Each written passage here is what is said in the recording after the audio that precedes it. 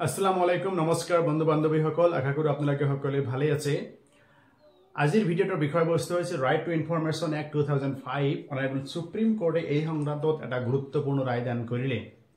গতিকে honourable supreme কোৰ্টে কেনেকুৱা মেটাৰত এটা গুৰুত্বপূৰ্ণ ৰায় দান কৰিলে হে আপোনালোকক অৱগত কৰিবৰ কাৰণে এই ভিডিঅ'টো বনাইছো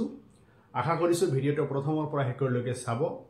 হৰুৱেটি অনুৰোধ যিবিলাকে মোৰ চেনেলত নতুন আহিছে চেনেলটো সাবস্ক্ৰাইব কৰিব যদি ফেসবুক পেজৰ পৰা দেখিছে পেজটো ফলো কৰিব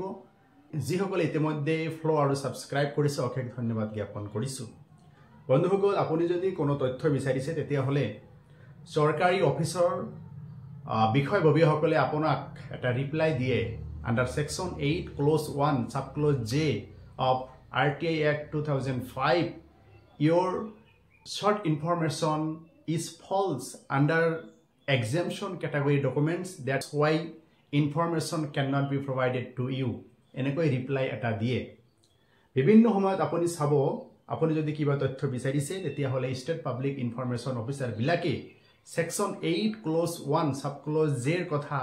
মেনশন কৰি এটো পাৰ্সোনাল ডকুমেন্টস হয় এটো এক্সেমশন ক্যাটাগৰি ডকুমেন্টস হয় গতিকে এই কথা কয় আপোনাক তথ্য প্ৰদান নকৰে গতিকে সেকশন 8 ক্লজ 1 জে সংক্ৰান্তত অনাৰেবল সুপ্ৰিম কোৰ্টত এটা গোচৰ মোকদ্দমা হয় আৰু অনাৰেবল সুপ্ৰিম কোৰ্টে চালিজাৰি চাই 7/2/2025 তাৰিখত ৰায়দান প্ৰদান কৰে যে সেকশন 8 ক্লজ 1 যদিও এটো personal category exemption category documents হয় আৰু হেটো যদি পাবলিক ইন্টারেস্ট রিলেটেড ম্যাটার হয় গতিকে হেটো for the purpose of transparency you cannot decline the information এনেকৈ ৰায়দান দিলে গতিকে মেটাৰটো আপোনালোকে চাও পুনে ডিস্ট্ৰিক্ট কোৰ্টত কি হৈছিল জুনিয়ৰ ক্লাৰ্ক পোষ্টৰ ৰিক্ৰুটমেন্ট হৈছিল কেজনমান এপ্লিকেন্টে তাতে এপ্লাই কৰিছিল আৰু ইন্টাৰভিউত এটেন্ড কৰিছিল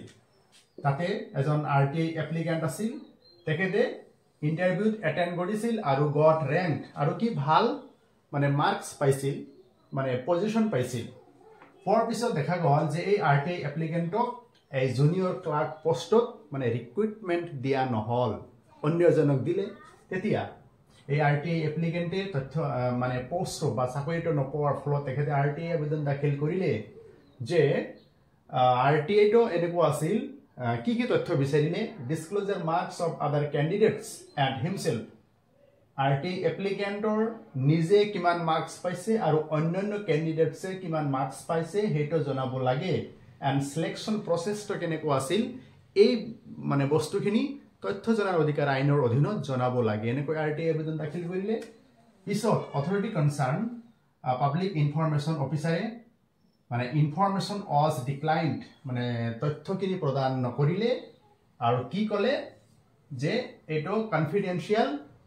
মানে ইনফৰমেশন হয় গতিকে তথ্যখিনি প্ৰদান নকৰিলে তাৰ ফলত মেটাৰটো অনাৰেবল বম্বে হাই কোৰ্টৰ ওচৰত গল অনাৰেবল বম্বে হাই কোৰ্টে মেটাৰটো চালিজাৰি চাই ইনফৰমেশন তথ্য প্ৰদান কৰিব লাগে বুলি ৰায়দান দিলে তাৰ পিছত ফাৰ্দাৰ বম্বে হাই কোৰ্টৰ অৰ্ডাৰক চ্যালেঞ্জ কৰি অনাৰেবল সুপ্ৰিম কোৰ্টত এটা গোচৰ হল special leave to appeal number 2783/25 date of judgment 7/2/2025 আৰু গোচৰৰ টাইটেলটো আছিল এনেকুৱা ধৰণৰ public information officer and registrar and anothers versus Onkar Dutta Roy Kalmankar and another এইটো আছিল গোচৰৰ টাইটেল গতিকে পাবলিক ইনফৰমেশন অফিচাৰ বিলাকে অনাৰেবল সুপ্ৰিম কোৰ্টত স্পেশাল লিভ পেটিশন দাখিল কৰিলে আৰু বম্বে হাই কোৰ্টে দিয়া ৰাইটক চ্যালেঞ্জ কৰি তেখেতে স্পেশাল লিভ পেটিশন দাখিল কৰিছিল অনাৰেবল সুপ্ৰিম কোৰ্টে মেটাৰটো চালিজাৰি চাই ৰায়দান দিলে আৰু কলে যে marks obtained by other candidates in a public exam cannot be declined গতিকে পাবলিক এক্সামত অন্য পৰীক্ষাৰ্থীয়ে যিবোৰ মাৰ্কস পাইছে হেবোৰ মানে ডিক্লাইন কৰিব নোৱাৰে বুলি ৰায়দান দি স্পেশাল লিভ পেটিশনটো ডিসমিস কৰি দিলে আৰু অনাৰেবল বম্বে হাই কোৰ্টৰ জাজমেন্টকে বাহাল ৰাখিলে গতিকে ইয়াৰ দ্বাৰা দেখা গল যে যদি পাবলিক এক্সামিনেশন হয় আৰু হে পাবলিক এক্সামিনেশনৰ আদাৰ্স এক্সামাইনীসকলে যিমান মাৰ্কছ পাইছে গতিকে সেই মাৰ্কছবোৰ কোনোবাই RTI ৰ জৰিয়তে পোৱাৰ অধিকাৰ আছে যদিও পাব্লিক ইনফৰমেশ্যন অফিচাৰবিলাকে section 8 clause 1 sub clause J অনুযায়ী যদি প্ৰদান নকৰে এইটো কনফিডেন্সিয়েল ডকুমেন্টছ হয় এইটো এক্সামশন ক্যাটাগৰী ডকুমেন্টছ হয় তেতিয়াহলে আপোনালোকে আপিলত এই ৰায়দানটো যদি আপোনালোকে গাঁঠি দিব পাৰে অথবা এই ৰায়দানৰ মানে গোচৰ নম্বৰ আৰু গোচৰৰ মানে টাইটেলটো যদি আপনি লিখি RTI আপিল দাখিল কৰিব পাৰে তেতিয়াহলে আপিল কৰ্তৃপক্ষই আপোনাক তথ্যখিনি প্ৰদান কৰিব লাগিব কাৰণ মেটাৰটো অনাৰেবল সুপ্ৰিম কোৰ্টৰ গোচৰৰ এটা ৰায়দান হয় গতিকে অনাৰেবল সুপ্ৰিম কোৰ্ট বা হাই কোৰ্টৰ বা আদালতৰ ৰায় যদি কোনোবাই নামানে তেতিয়াহলে আদালত অবমাননাৰ গোচৰ হ'ব পাৰে কন্টেম্প্ট অফ কোৰ্ট গোচৰ হ'ব পাৰে আৰু সেই ব্যক্তিজনৰ জেল বা ফাইন হ'ব পাৰে গতিকে মেটাৰটো খুব ইম্পৰ্টেন্ট আজিৰ ভিডিঅ'টোত আপোনালোকক section 8 clause 1 sub clause J of RTI Act 2005 সংক্ৰান্তত আলোচনা কৰিলো যদি মেটাৰটো আপোনালোকৰ ভাল লাগে লাইক কৰিব কমেন্ট কৰিব শেয়াৰ কৰিব আৰু ভিডিঅ'টো যদি শেয়াৰ কৰি আপোনালোকৰ টাইম লাইনত ৰাখি থৈ দিয়ে যেতিয়াই প্ৰয়োজন হয় আপোনালোকে উলিয়াই চাব পাৰিব আৰু আপোনাৰ বিপদৰ সময়ত এই